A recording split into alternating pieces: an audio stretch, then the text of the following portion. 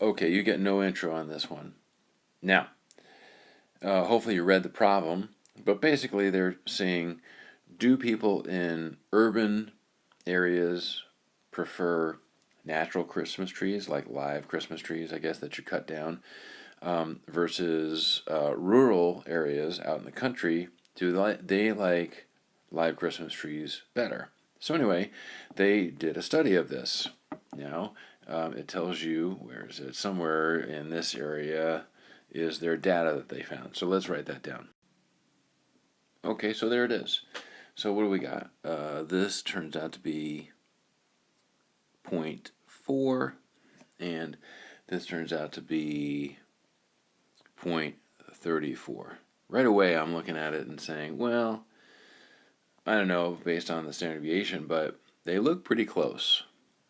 So we want to see, we're going to estimate the true difference in proportions from rural to urban, okay, with a 95% confidence interval. Okay, that's our state.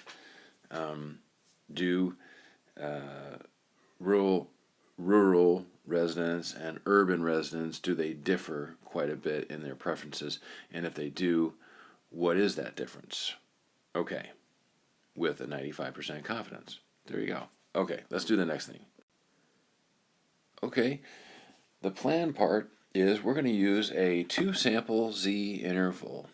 Okay, because it is a proportion, not an average, we're going to use a z interval, and it is an interval. So that's what you would look for under stat and over to test, a 2-sample z interval to help you with this problem.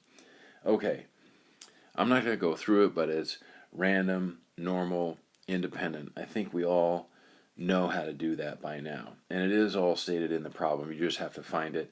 And if you are confused on that still, ask me at the beginning of class and we'll go through it. Okay, but we've done it a whole bunch of times. Now let's do the do part. So first of all, we are going to subtract the two proportions. So it's 0.4 minus 0.34. And then we got to get the, plus or minus that critical value, right? It's a 95% confidence interval. Now you might know this number already, but if you have to do it in the calculator, inverse norm was at 0.975, and the number you get is 1.96. 1.96. Now we got to figure out the new standard deviation.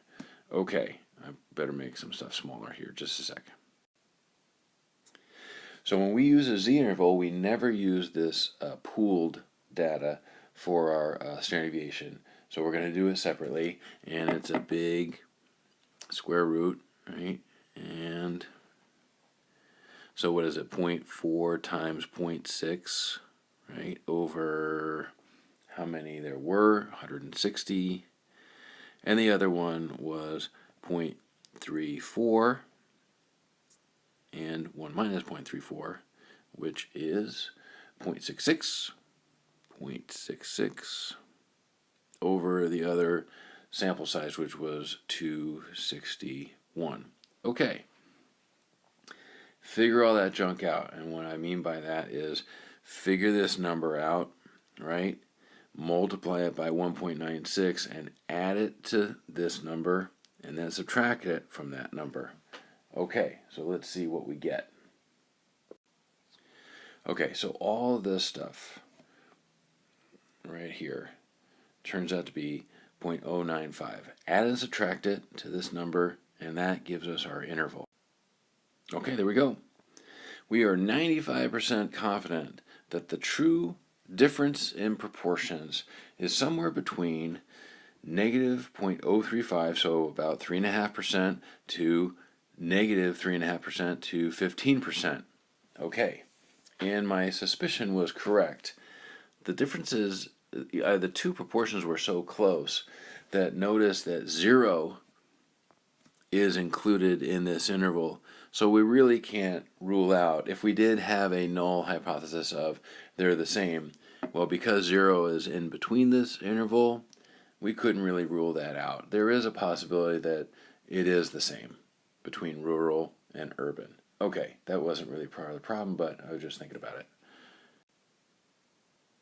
Hey, let's review type 1 error. Okay, so let's just say type 1 error is right here. This is where we make our mistake, right? So we would reject the null hypothesis, even though the null hypothesis is true. Okay, that's a type 1 error.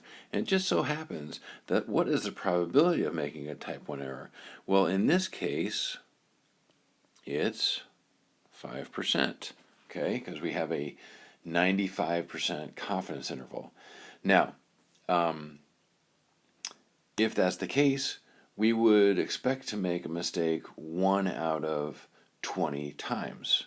Okay, now if we ask 10 different questions of people about these Christmas trees, that has to do with letter B.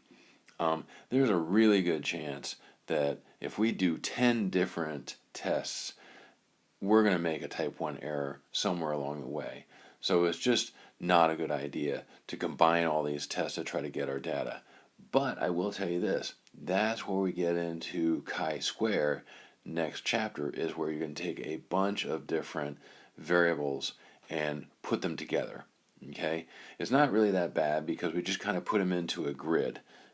You'll see when we get there. But anyway, that's the answer to letter B, is our probability of making a type 1 error is very, very high if we were to do 10 separate,